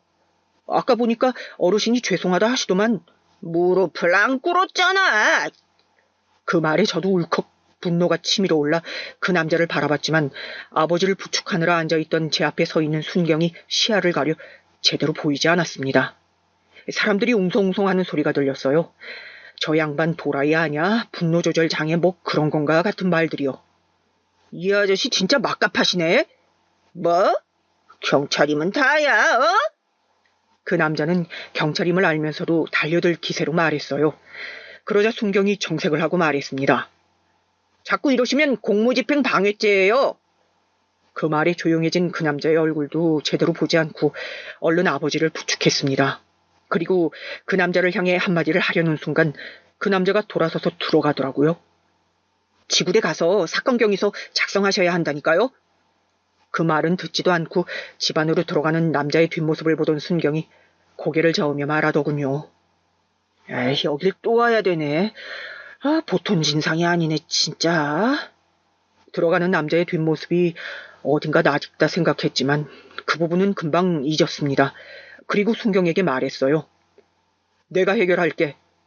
저 남자에게 제대로 된 사과를 받아야겠다 생각했거든요. 제가 그렇게 이야기하자 그 순경이 복잡한 일 잘 넘겼다는 얼굴로 저를 바라봤습니다. 저런 진상 대하는 게 여간 스트레스가 아니긴 하거든요. 정말 그러셔도 돼요? 우리 아버지 일인데 뭐. 그렇게 말하고는 병원으로 향했습니다. 할 수 있는 검사를 다 하고 사진을 찍었어요. 그 남자가 미는 바람에 넘어지면서 다리를 크게 접지르셔서 안면에 멍을 빼고라도 전치 5주가 나왔더라고요. 정말 손이 떨릴 만큼 화가 났지만 참았습니다. 그리고는 제대로 최대한 많은 처벌을 받게 하기 위해 동네를 돌아다니며 탐문 수사를 했어요. 보통 이런 일은 증언 몇 개만 듣고 마는데 저는 그렇게 하지 않았습니다. 목소리도 얼마나 큰지 옆집 사람들이 매번 불편해한다니까요. 진짜 진상이에요. 진상. 8살짜리 꼬마애가 킥보드 타다가 좀 부딪힌 걸로 얼마나 애를 잡았으면 애가 덜덜 떨면서 죄송하다는 말만 반복했다잖아요. 그 부모가 찾아갔는데도 찝소리도 못하고 왔대요.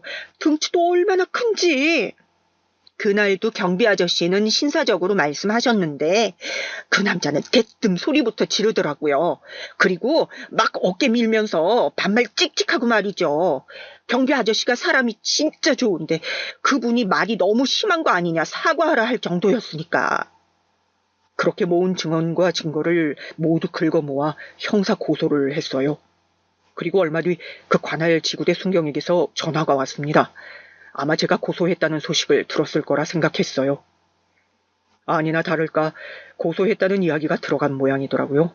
보통 이런 경우에는 거울뿐만 사과를 하러 오는 경우가 많아서 이 남자도 그러려니 싶어 병원과 호수를 알려줬습니다.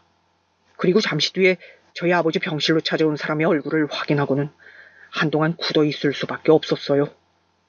너무나 낯익은 얼굴이었습니다. 그리고 한 번도 잊은 적 없는 얼굴이기도 했어. 당연하죠. 아직도 가끔 그 친구 악몽을 꾸는걸요. 아니, 감히 경비원 주제에 입주민을 고소를 해? 들어오자마자 소리를 버럭버럭 지르는 그 친구는 정말이지 하나도 변한 게 없어 보였습니다. 살이 좀 쪘다는 것과 더 심술맞게 늙어있는 얼굴 정도가 달랐을까요? 언제 무릎 꿇으러 오냐 기다리고 있었는데 감히 나를 고소를 하셨겠다. 할만하니까 했죠. 넌 뭐야? 뭔데 간섭이야? 이분 아들인데요. 아, 너구나. 다 늙은 노인네가 이런 일이나 하게 두는 불효자 자식이. 제가 좋아서 하는 일입니다. 이런 허드렛 일을 좋아서 하는 인간이 어딨어. 구라도 작작 좀. 아, 근데 아들내미 낯이 좀 익는데? 어디서 봤지?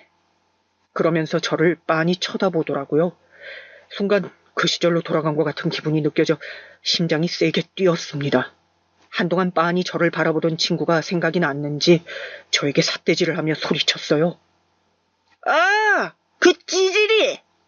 여전했습니다.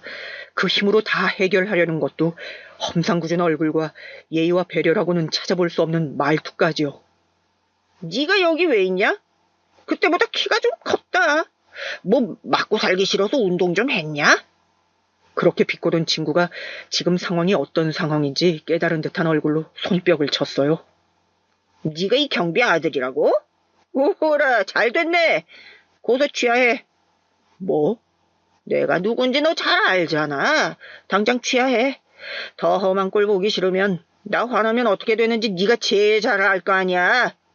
그러면서 빈정거리더라고요. 제일 잘 알긴 알죠. 얼마나 무식하고 비열한지 말입니다. 없어 보이는 것까지 지혜비를 쏙 빼닮았구만. 완전 닮았네, 닮았어. 어이 경비, 내가 댁 아들이랑 동창이야, 동창.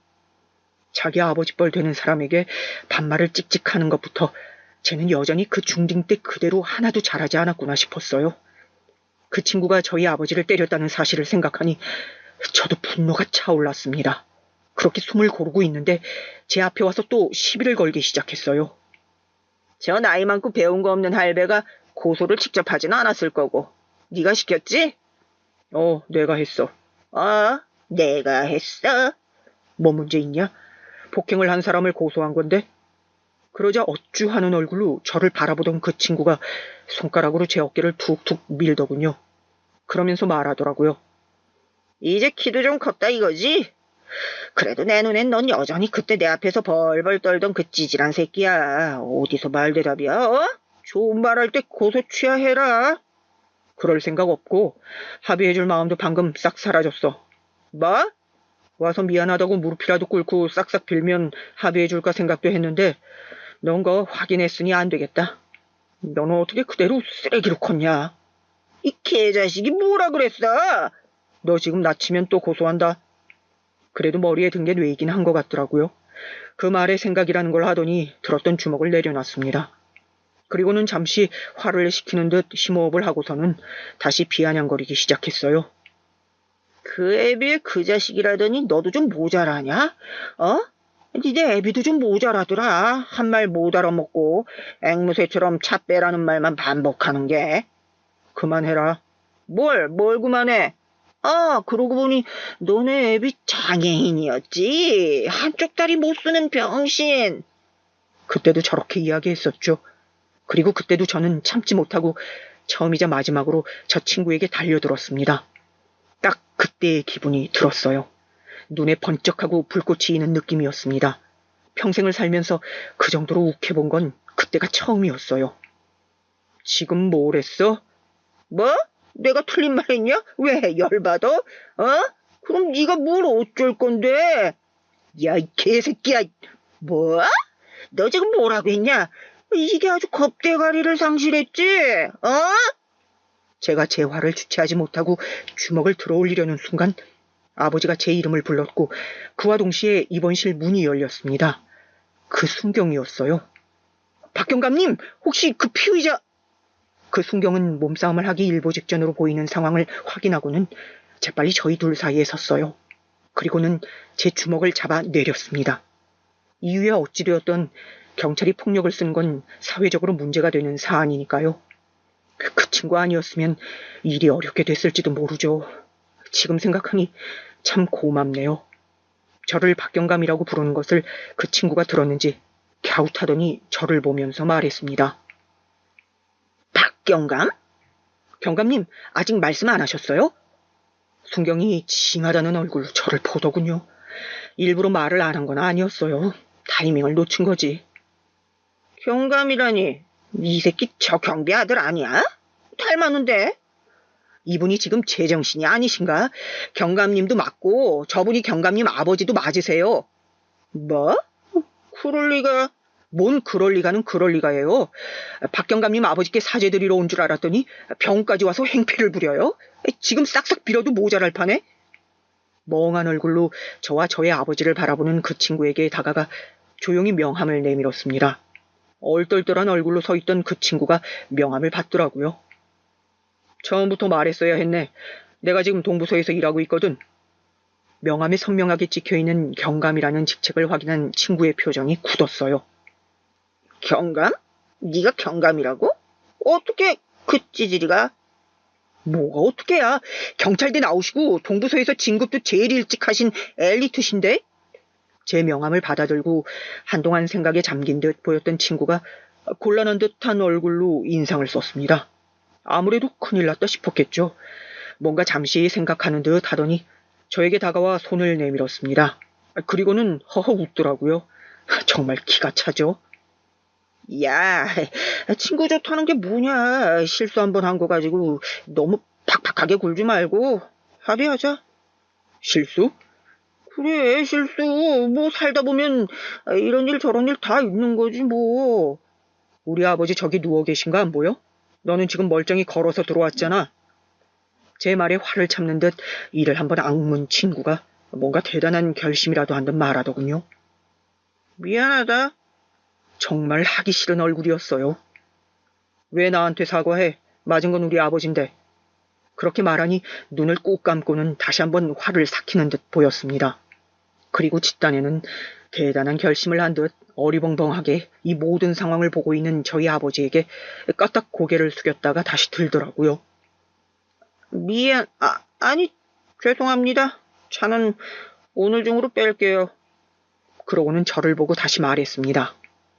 동창 좋다는 게 뭐야? 한 번만 봐주라. 좋다는 게 뭐야? 너랑 내가 그럴 사이였던가? 제 말에 잠시 인상을 찌푸리더니 애써 다시 화를 삼키는 게 보였습니다.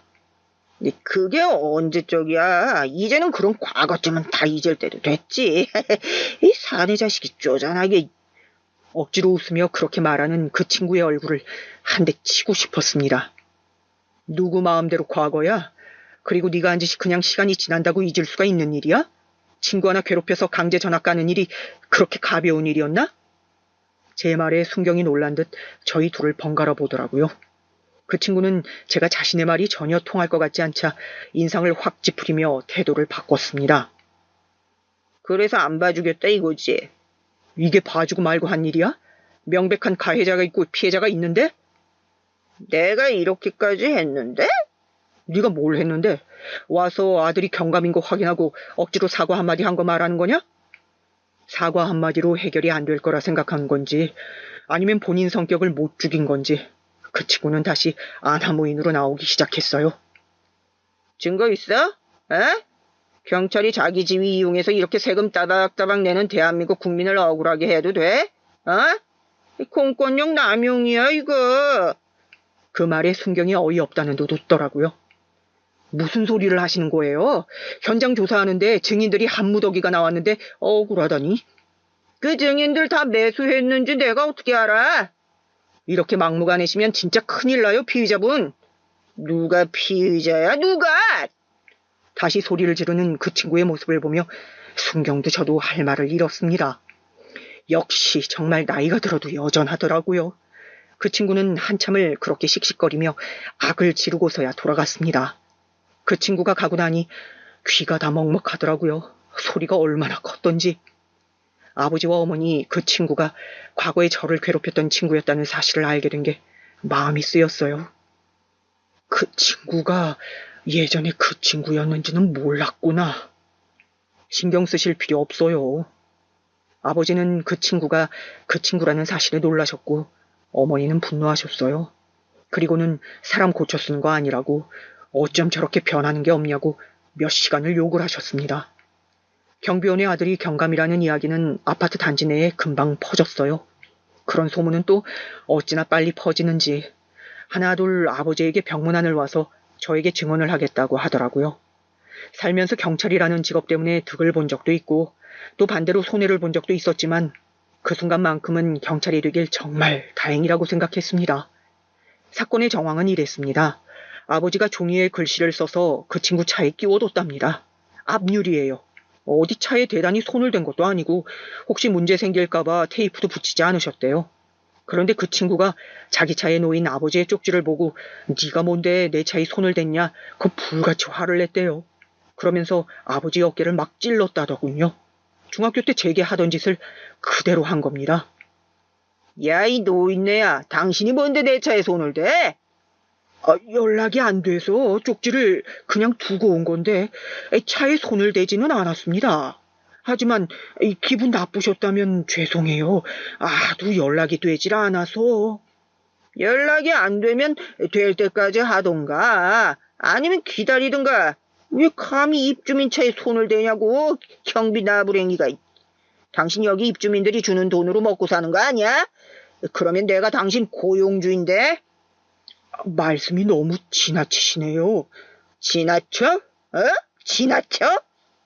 보아하니 우리 아들뻘인데 아무리 내가 경비 일을 하고 있다지만 나이 많은 게 뭐? 내가 당신 고용주인데 당신 나이까지 신경 써야 돼? 꼬우면 그만둬. 내가 당장 입주민 대표한테 가서 민원 넣을 테니까. 그거야 상관없는데 다른 입주민분들께 피해를 주니까 차는 한 대 빼주세요. 이 양반이 끝까지? 그리고는 아버지 얼굴을 치고 밀었다고요. 그 바람에 넘어지시면서 다리를 접지르신 거였습니다. 여러 증언을 듣고 보니 더 화가 나더라고요. 정말 톡톡히 알게 해주고 싶었습니다. 막 살면 어떤 대가가 따르는지 말입니다. 모은 증거 모두를 제출하고 입주민분들께 탄원서도 받았습니다. 흔쾌히 써주시는 분들이 많더라고요. 아니, 우리 경비원 아저씨 아드님이 경감님이실 줄은 정말 몰랐잖아요. 그런 이야기는 워낙 안 하시니까. 그만두실 건 아니시죠? 계속 해주세요. 그니까요. 그런 아드님 두 분이 경비 일 하신다고 소문나면 우리 아파트가 얼마나 치안이 좋아지겠어요. 대부분 그런 마음으로 탄원서를 써줬지만 뭐 이유야 어쨌든 저는 그 친구에게 인생 그렇게 살면 안 된다는 본때를 보여주고 싶었기 때문에 상관없었습니다. 그 친구는 변호사를 선임한 것 같더라고요. 그리고 그 변호사에게 이 싸움이 전적으로 불리하다는 이야기를 들은 것 같았습니다. 어느 날 합의를 하자는 연락이 왔어요. 합의를 할 마음은 정말 하나도 없었지만 무슨 얼굴로 무슨 소리를 하는지 궁금해서 그 자리에 나갔습니다. 합의하러 나간 자리에서 그 친구의 얼굴을 다시 봤습니다. 그 전과는 또 태도가 다르더라고요. 분명 변호사의 조언을 듣고 온 거겠죠. 제가 사과를 어떻게 하면 마음이 풀어지실지 말씀해 주시면 다 하겠습니다. 그렇게 말하며 고개를 숙이더라고요. 속으로는 온갖 욕을 하고 있을 거라는 걸 듣지 않아도 알 수 있었습니다. 저는 합의를 할 마음이 없는데요. 그럼 여긴 왜 나오신 건지, 무슨 말을 할지 궁금해서. 그 친구가 자리에서 벌떡 일어났습니다. 변호사가 말리려는 듯 친구의 팔을 다급히 잡았지만 이미 때는 늦은 뒤였어요. 저에게 주먹을 날렸거든요. 그대로 그 안에 모든 사람들이 굳었습니다. 물론 그 친구는 씩씩거리느라 아직 자신이 무슨 짓을 저질렀는지 모르는 모양이었고요. 변호사가 다시 한번 그 친구를 끌어당기며 뭐라 중얼거리니 아차 하는 표정을 짓더군요. 저는 그 자리에서 바로 일어났습니다. 억지로 하는 사과인 거 확인했으니까 가볼게요. 오늘 폭행건은 일단 병원 가서 진단서 끊고 추가 기소할 거니까 그런 줄 아시고요. 야, 그게 아니고, 야! 나가는 제 뒤에 대고 저를 부르는 그 친구를 무시하고 그 커피숍을 나왔습니다.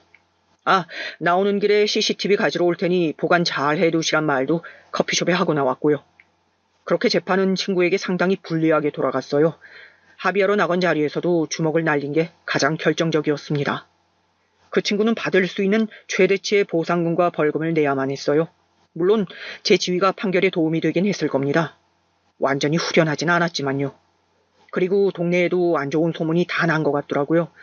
뭐 조폭이었네, 일수꾼이네 하는 것들이요. 저에게 폭력을 행사했다는 이야기까지 이미 소문이 다 나서 그 친구 가족들이 고개를 제대로 들고 다니지 못한다고요. 집을 내놨다는 이야기까지 들었습니다. 복수 아닌 복수를 했다고 생각했어요. 뭐 의도한 건 아니고 그 친구가 자초한 결과긴 했지만 말입니다. 그 뒤로 신기하게 그 친구 꿈을 꾸지 않아요. 꾸더라도 꿈속에 저는 그 친구에게 일방적으로 당하는 것이 아닌 맞서 싸웁니다. 그 일이 저에게 큰 전환점이 되긴 한 모양이에요. 키가 크고 덩치가 커지고 힘이 세지고 인정받는 경찰이 되어 일하면서도 왜 그 친구와 내 과거를 떨쳐내지 못하는지 의문이었는데 이제 매듭이 지어진 느낌이었습니다. 중학교 때 동창들과는 사실 연락을 하고 지내는 편이 아니었는데 그 일이 있고 나서 어디서 소문을 들었는지 중학교 때 동창들이 하나둘 연락이 왔어요. 사실 반갑지는 않았습니다. 그때 방관하던 친구들에 대한 앙심이 아직 남아있는 것은 아니었지만 이제와 연락을 하는 저희가 너무 뻔하게 보였기 때문이에요. 아니나 다를까 찾아온 친구들은 하나같이 제 직위를 이용해야 하는 부탁들을 해왔습니다. 네가 이렇게 잘 될 줄은 몰랐다. 너무 달라졌다 하면서요. 의도가 너무 보이는 그 만남들과 부탁들을 죄다 거절하면서 한편으론 너무 씁쓸하더라고요. 그때는 그렇게 모른 척했던 친구들이 서로 아는 척을 하러 난리인 것 말입니다. 많은 소송이 끝나고 그 친구가 저와 저희 아버지에게 물어줘야 할 피해보상금이 수천에, 입주민들이 따로 걸었던 피해보상 소송까지 빚을 지게 생길 만큼 많은 보상금 지급 명령이 떨어졌습니다. 어느 날은 아이를 안고 와서 무릎을 꿇더라고요. 내가 정말 미안하고 잘못했다. 아직 아이도 어리고 그 많은 보상금을 다 줄 여력도 없어. 한 번만 용서해주면 안 되겠냐? 나를 봐서가 아니라 우리 집 식구들을 봐서. 안고 온 아이가 아직 어리긴 하더라고요.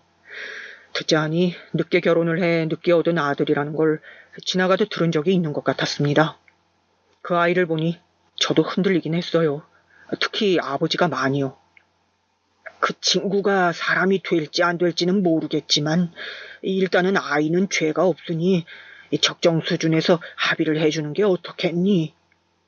아버지의 그 말에 어머니는 과거에 애를 괴롭혔던 애를 그냥 이렇게 용서해 줄 수 없다고 천사나 하셨다며 아버지를 나무라셨지만 사실 저도 그 친구의 반성 여부를 떠나 과거의 트라우마에서 어느 정도 벗어난 상황이었기 때문에 그전처럼 괘씸하거나 화가 나지 않았던 건 사실이었습니다. 그래서 그 친구를 보자고 했어요. 지난번에 만났던 그 커피숍으로 나온 친구는 그전보다 더 헬쑥해져 있었습니다. 연락 줘서 고맙다. 내가 고소한 건에 대해서는 합의해 주는 걸로 할게. 근데 다른 입주민들의 고소는 네가 알아서 해. 그리고 너 때문에 해주는 거 아니고 네 아들 봐서 해주는 거니까 이제는 진짜 사고치지 말고 잘 살아라. 제 말에 연신 고맙다고 고개를 꼬벅꼬벅거리더라고요. 뭐 좋은 년으로 만난 것도 좋은 추억이 있는 것도 아니고 잘 지내라는 말이나 또 보자는 말은 못하겠다. 그냥 사고치지 말고 살아. 그렇게 말하고는 일어서서 자리를 나왔습니다. 아버지는 회복하셔서 다시 출근을 하세요. 말렸는데 고집이 워낙 세셔서 어쩔 수 없더군요. 뭐 이제 거기 입주민들도 아들이 뭐하는 사람인지 알고 찾아와서 한 말들을 보면 큰일은 없겠지 싶어서 그냥 하시게 뒀습니다. 그리고 그 친구는 이사를 갔어요. 낯도 다 팔렸고 소문도 이상하게 난 마당에 더 이상 그 아파트에서 살 수는 없었겠죠. 이 이야기가 여기서 이렇게 마무리가 됐다면 참 좋았을 텐데 그러지 못했습니다. 어느 날 모르는 번호로 전화가 왔어요. 직업의 특성상 그런 번호로 오는 전화도 다 받기 때문에 그냥 받았습니다. 그렇게 듣게 된 이야기는 크게 놀랍진 않았어요. 누군가 사고를 치고 자신의 전화라면서 제 연락처를 주고 다닌다는 이야기였습니다. 이 일을 하면서 한두 번 겪은 일이 아니었기 때문에 놀라울 건 없었어요. 범죄자를 상대하는 일을 하고 있고, 어떤 사람은 앙심을 품고 또 어떤 사람은 제 덕을 보기 위해 생각 없이 저를 사칭하고 다닌 일이 종종 있었습니다. 누군지 알고 처벌은 해야 했기 때문에 피해를 봤다는 곳을 찾아갔어요. 그곳은 그냥 평범한 술집이었습니다. 저희 동네 바로 옆 동네였기 때문에 가는데 오래 걸리지도 않았어요. 제가 갔더니 주인이 그 전화번호의 주인 맞냐며 놀라더군요. 그날 사고친 사람이 아닌 처음 보는 사람이 들어와서 놀란 모양이었습니다. 인상착의 기억하세요? 그냥 험상 긋고 덩치 크고 술에 취해서 난장 부리는 걸 말렸더니 자기가 누군지 아냐면서 휴대폰 번호를 적어주고 갔어요. 물어낼 거 있으면 여기로 전화하라면서. CCTV는요? 그랬더니 사장이 난감한 얼굴로 그러더군요. 고장이 나서 그때 녹화분이 없다고요. 이렇게 되면 좀 오래 걸리겠는데 하고 중얼거렸습니다. 어쨌든 경찰을 사칭한 거니 잡아야 했어요. 처벌의 강도도 낮지 않을 거고요. 그렇게 골치 아파하고 있는데 뜻밖의 사람에게 그 사람의 정체를 듣게 됐습니다. 또다시 모르는 번호로 전화가 와서 이번에도 그런 일인가 하고 받았더니 이름도 제대로 기억하지 못하는 동창이더라고요. 절대 이야기하지 말라고 말하면 죽여버린다 그랬는데 아무리 생각해도 네가 알아야 할 것 같아서 그리고 나중에 나까지 말리면 너 어떡하나 싶고. 그 동창의 말을 듣자 하니 제가 그렇게 합의를 해준 뒤로 여기저기 저에 대한 안 좋은 이야기를 엄청 하고 다니면서 언젠가는 이 수모를 다 갚아줄 거라 하고 다닌 것 같더라고요. 역시나 예상대로 정신을 못 차린 게 분명했습니다. 그러면서 제 전화번호를 그날 뿌린 것도 그 친구라는 이야기를 해줬습니다. 한창 술을 마시다 옆 테이블이랑 시비 아닌 시비가 붙었는데 그 친구가 갑자기 자기가 누군지 아냐면서 제 신분을 팔았답니다. 나중에 나오면서 왜 그러냐 물으니 자기도 모르게 그렇게 됐다며 어디 가서 절대 말하지 말라고 했다네요. 정말 기가 찼습니다. 그렇게 저를 경멸하고 제 발 아래로 보며 저를 괴롭힐 때는 언제고 이제는 저의 신분을 이용하고 다닌다는 사실이 말입니다. 곧장 그 친구에게 전화를 했어요. 여보세요? 네가 웬일이냐? 아무렇지 않게 전화를 받는 것도 정말 기가 막혔습니다. 너 내 신분 팔고 다닌다며? 그랬더니 정말 제가 모를 거라 생각했는지 한동안 말이 없더라고요. 경찰 사칭하고 다니는 게 얼마나 큰 죄인지 알고는 그랬냐? 사칭이라니 일부러 그런 것도 아니고 나도 모르게 그런 건데. 듣자 하니 시비가 붙은 옆 테이블의 사람들이 자기보다 등치도 크고 힘도 좋아 보였답니다. 그대로 여기서 일이 더 커지면 큰일이 나겠다는 생각에 겁이 나서 제 이야기를 하면서 그들을 겁준 거라고요. 경감이라 그러면 겁내고 그만둘 것 같아서요. 네 사정이야 어떻게 됐든 내가 알게 됐고 그건 명백한 사칭이야. 진짜 한 번만 봐줘라. 미안하다. 기분이 묘했습니다. 언제나 자신의 힘과 권력으로 저를 찍어 누르기 바빴던 중학교 시절 그 친구가 이제는 제 권력과 힘을 이용하고 있다는 사실이 말입니다. 그리고 다시 한번 깨달았어요. 사람은 정말 변하지 않는다는 사실을요. 그 친구는 사실 그러고도 한동안 정신을 못 차려서 이런저런 소식들이 들려왔습니다. 아버지가 일하는 아파트에 이사 오기 전에도 이사를 여러 번 다닌 모양이었어요. 이유는 늘 이웃 간의 불화 끝에 쫓겨나다시피 나온 거라고 하더군요. 친구들에게도 하나둘 손절당하고 회사도 오래 붙어있는 곳이 없었다고. 이혼을 당한 것 같다는 말도 그 뒤에 듣게 되었습니다. 그렇게 아끼던 아들도 아내가 데려가고 혼자 남았다고요. 어느 날 이런 생각을 해본 적이 있어요. 그 친구는 고치려는 노력을 해보긴 했을까? 그 고민에 제가 내린 결론은 없다였습니다. 여태 그렇게 살아와도 딱히 불편한 게 없었을 거거든요. 작게 징계를 받거나 귀찮은 일들이 생겼겠지만 그게 자신의 성격을 고칠 만큼의 그럴 노력할 만큼의 큰 처벌은 없었을 거예요. 그러니 바뀔 필요도 없었겠죠. 이혼을 당하고 혼자 살면서 여기저기 들쑤시고 다니는 바람에 그나마 연락을 하던 친구들에게마저도 손절을 당했다는 이야기를 들었습니다. 그렇게 하나둘 떠나가고 결국에는 혼자 남게 되겠죠. 그리고 먼 훗날 그렇게 살지 않았어야 했는데 하면서 후회할 겁니다. 이 친구와의 일화는 여기까지입니다. 물론 이 다음에 또 사고를 칠 수도 있고 저에게 보복을 할 수도 있어요. 그런 친구니까요. 하지만 저는 별로 걱정되거나 그러진 않습니다. 그 친구의 수준을 알고 또 저는 이제 더 이상 그 친구가 무섭지 않거든요. 그 친구가 무서워서 덜덜 떨던 중학생의 저는 이제 더 이상 그곳에 없어요. 이번 일을 겪으며 가장 많이 변한 부분은 그 부분입니다. 과거의 그 악몽 같던 일에서 벗어날 수 있게 된 거요. 아무리 성공하고 외형이 달라졌어도 그런 상처는 쉽게 지워지지 않았거든요. 경찰서에도 제가 과거에 그런 일을 당했었다는 게 소문이 난 모양이더라고요. 와서 다들 한마디씩 했어요. 박경감의 그런 모습은 정말 전혀 상상이 되지 않는다고요. 사람은 참 외형만 봐서는 어떤 일을 겪고 어떤 삶을 살아왔는지 알 수 없는 것 같습니다. 가만히 있어서 극복되는 것들이 있고 아닌 것들이 있는 것 같아요. 물론 많이 극복했다고 생각하면서 열심히 살아왔지만 그 친구는 저에게 극복되지 않는 영역이었습니다. 그런데 이제는 완전히 극복했어요. 제 노력도 중요하지만 그것만으로 되는 것이 아닌 만큼 잘못을 했을 때 그에 맞는 적절한 처벌과 주변 사람들의 관심은 언제나 필요합니다. 혹시 주변에 그런 사람들이 보이거든 그냥 방관하지 마세요. 방관도 당하는 사람 입장에서는 큰 폭력이고 트라우마니까 말입니다. 오늘 제 이야기는 여기서 마칠게요. 들어주셔서 감사합니다.